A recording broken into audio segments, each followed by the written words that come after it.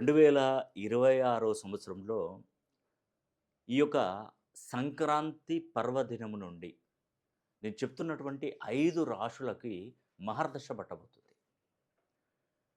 2026 సంవత్సరం జనవరి 15వ తారీఖున మకర రాశిలోకి సూర్య భగవానుడు అడుగుపెట్టబోతున్నాడు. ఎంత అద్భుతమైనటువంటి వేళ విశేషం అండి. మకర రాశిలోకి సూర్యుడు అడుగుపెట్టేటప్పుడు మకర సంక్రమణ అంటే సూర్యుడు మకర రాశిలోకి అడుగుపెట్టాడు. అదే మనకు మకర సంక్రాంతి.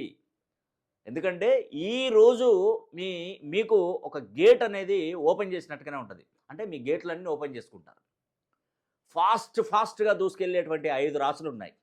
దాంట్లో మొట్టమొదటి రాశి వృషభ రాశి, కుంభరాశి, మకర రాశి. వృషభ, కుంభ, మకర, ధనుస్సు. ఈ 4 రాశులు. దీంతో పాటుగా ముఖ్యంగా సింహరాశి. ఈ 5 రాశుల హవా కొనసాగబోతుందండి. ఇక నుంచి మీ జీవితం ఎలా ఉంటుందంటే అసలు దేనికి లోటు లేకుండా ఉంటుంది. నిజంగా చూడండి, లైఫ్‌లో మీరు ఇప్పటి వరకు చాలా వరకు కష్టపడి ఉండొచ్చు. ఆర్థికంగా వెనకబడిపోవచ్చు. కానీ భగవంతుడు అనేటువంటి వాడు ఒకడున్నాడు. ఆ భగవంతుడు మీ కష్టాలకు ఒక పరిష్కారం అనేది కూడా చూపెట్టబోతున్నాడు. అదే జనవరి 14, 2026 సంవత్సరం నుండి 5 రాశులకు మంచి మహర్దశ పట్టబోతుంది.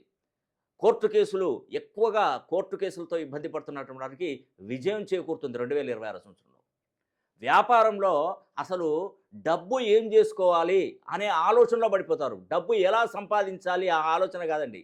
వచ్చిన సంపాదనను ఎలా ఖర్చు చేస్తే బాగుంటుంది, ఏది కొనాలి, ఏ వస్తువు కొనాలి, ఏ ఇల్లు కొనుక్కోవాలి, ఏ వాహనం కొనుక్కోవాలి, ఎలాంటి స్థలాలు కొనుక్కోవాలి అనే ఆలోచనలో మిమ్మల్ని అసలు తబ్బుబ్బిపోయే విధంగా చేస్తుంది. అంత డబ్బు మీ దగ్గరికి వస్తుంది. అంతే కదండి. మనకు ఎప్పుడు డబ్బు చేతిలో లేకపోతే ఒక్కసారి డబ్బు వస్తుందంటే మనం ఏమనుకుంటాం, ఏది కొనాలి, ఏది కొనాలి, ఏ ఇల్లు కొనాలి, ఏ వాహనం కొనాలి, ఇవే మన లైఫ్ అంతా. కానీ ఒకటే చెప్తున్నానండి, డబ్బు లక్ష్మీదేవి మిమ్మల్ని తలుపు తట్టినప్పుడు, మీ ఇంటి తలుపు తట్టినప్పుడు మీరు ఎలా ఉన్నారో అలాగే ఉండండి. గర్వంగా అయ్యో నాకు డబ్బు వచ్చిందని చెప్పేసి మన కళ్ళు నెత్తి మీదకి ఎక్కాయనుకోండి, లక్ష్మీదేవి ఏం చేస్తుందంటే ఇల్లు ఖాళీ చేసి వెళ్ళిపోతుంది. గుర్తుపెట్టుకోండి, భగవంతుడు కొన్ని సార్లు మనల్ని పరీక్షిస్తుంటాడు. వీడికి డబ్బు ఇస్తే బాగుంటుందా, మరి వీడు ఏం చేస్తాడు డబ్బుతోని, సవ్యంగా ఉంటాడా, వీడికి ఎక్కువగా ఆ యొక్క స్వార్థం పెరిగిపోతుందా, ఇవన్నీ చూస్తాడు ఆ భగవంతుడు. కాబట్టి నేను చెప్పినటువంటి 5 రాశులకు మహర్దశ రాబోతుంది.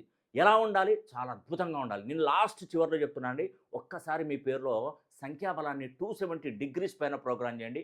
100% మీరు ఖచ్చితంగా బాగుపడతారు.